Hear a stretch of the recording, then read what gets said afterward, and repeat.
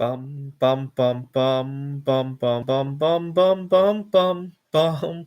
The Peter Dislike Show. Bum bum bum bum bum bum bum.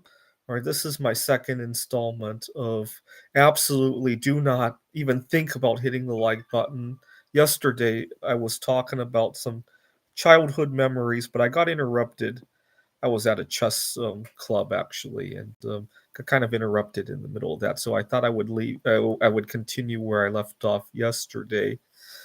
I had a sixth grade science teacher who taught us about the dangers of mixing ammonia and bleach. And I was talking about how later on I learned that cigarettes contained ammonia. When I was in eighth grade, now I was actually doing some science experiments on my own. I decided to mix a small amount of ammonia and bleach. I took an empty 2-liter soda bottle and I added some ammonia and bleach, and then I quickly put the lid back on. It wasn't a whole lot of it was like maybe a few milliliters of ammonia, a few milliliters of bleach. I put it in a 2-liter container and I quickly put the cap on before any of the gases could escape out of the 2-liter bottle. And the bottle felt really tight, almost like it was filled with soda. And I tossed out the bottle without even opening it. If I remember correctly, the reaction fizzed up, but it produced a colorless gas. So I knew it wasn't chlorine gas. I've since learned that it's not really chlorine gas; it's chloramines, which is probably what the colorless gas it was producing was. And I tossed out the bottle without opening it. So somewhere in a landfill somewhere, there's a bottle filled with chloramine gas, right? Because apparently plastic takes thousands of years to decompose. So somewhere in a landfill, that gas is probably still out there somewhere. When I was in eighth grade, I had a science teacher who I also kind of fell in love with. He was very strict. And among other rules that he had, he gave exams that were filled on a Scantron paper, and he would put them into a machine to grade. And he made it very clear the first time he gave the exam that if you didn't fill out your bubbles clearly enough and the machine couldn't read it, that it was too bad. And he said the reason for that rule was because someday we're going to be taking an SAT exam, and so nobody's going to sit there and look through our SAT exam. So he made it very clear. And it scared the crap out of myself and a few of my classmates. And so when we got the exam, I became very OCD about how to fill it out. And I became very OCD that if the paper was wrinkled, I would ask for another one. And I would make sure to fill it up like very, very, very, very careful. Actually, I would write my answers down on a separate sheet of paper first. That way, if I needed to change my mind, I wouldn't mark up my exam. And then I would fill it out really, really like I had OCD. And he watched me doing it with OCD, and that drove him nuts. As the teacher, it drove him nuts as well. But it was his rules, right? So it was kind of funny, and so uh, but he kept the rules. I thought if he saw me being OCD like that, he might change his mind about the rules, right? I was in college, my second year in college. I had difficulty focusing one class because there was a girl in the classroom that I liked. And I was having difficulty focusing on the class as a result. One day, I needed to tell myself to stop thinking about her. So I was writing some notes on a notebook. And in the middle of my notes, I wrote stop in big letters to tell myself to stop thinking about her.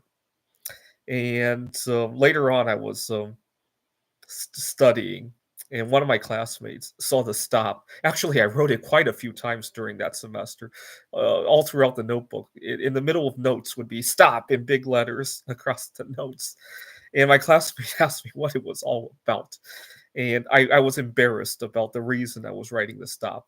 So I simply told my classmate that I was just having a lot of frustrations with the class, and that writing stop kind of made me disassociate the class with my frustrations.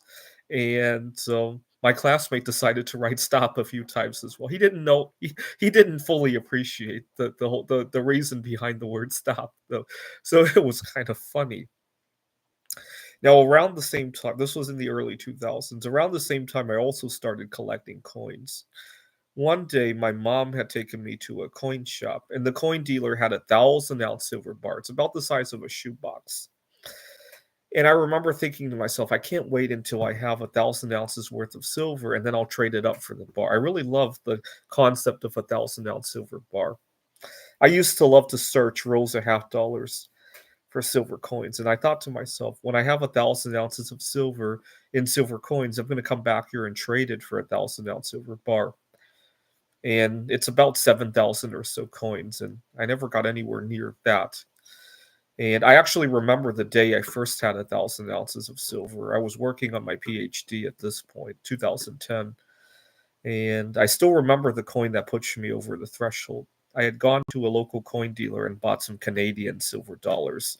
The Canadian silver dollars were going for quite a low premium. Actually, I think below spot prices at that point in time. Nobody really wanted them, and so I had 1,000 ounces of silver. But I held so much sentimental value to all the coins that I had at that point that I didn't make the trade. Instead, I bought my first 1,000 ounce silver bar in 2014. Actually, just started a job and I got a good signing bonus. And combined with some money that I had saved, I bought my first 1,000 ounce silver bar. I was 27 years old at the time. Now, a few years after that, when I was 32 years old, I had met a girl and we hit it big. And I thought that was the end of my existence as a single guy. And I was scared to death. This was just before COVID. I was scared to death.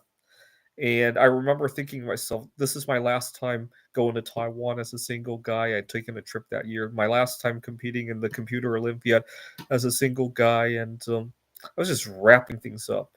My last vacations as a single guy. I was scared to death. Now, I was lucky. I for many years I had been praying to God that if I ever get involved in the wrong relationship, I ask God to do anything to break us up, even if I have to embarrass myself. Right? Just do something. Make me do something embarrassing for her to leave, or vice versa, or do something. Whatever you have to do to break us up, if the relationship is not worth it. Well, the following year, God did something to break up a lot of relationships, not just my own, right? And caused a lot of people to lose their jobs that might not have been dream jobs, and interrupted a lot of things the following year. So that was good. Might not have been good that some people also died, right? But it was good that a lot of things got interrupted. Now, a few years after that, Russia had just invaded Ukraine, and a lot of Ukrainians had fled to Poland. And so when I turned on the news, it really hit me hard for one weird reason, though.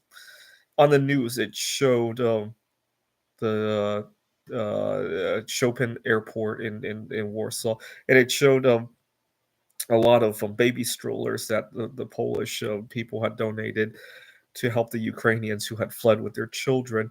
And it really hit me hard because I remembered another girl that I had dated a few years earlier. And the reason we had broken up was because she wanted children. The girl was Polish. And so when I saw the concept of children fleeing to Poland, it really, really, really hit me hard. I was working at a tutoring center at the time. Now I hadn't gone to Poland for some time at this point in my life, but I had a piece of Poland with me. What had happened was I had traveled to Gdansk Bay a few years earlier, and I had picked up a rock from the beach to take home with me, just as a keepsake to keep a piece of Poland near me.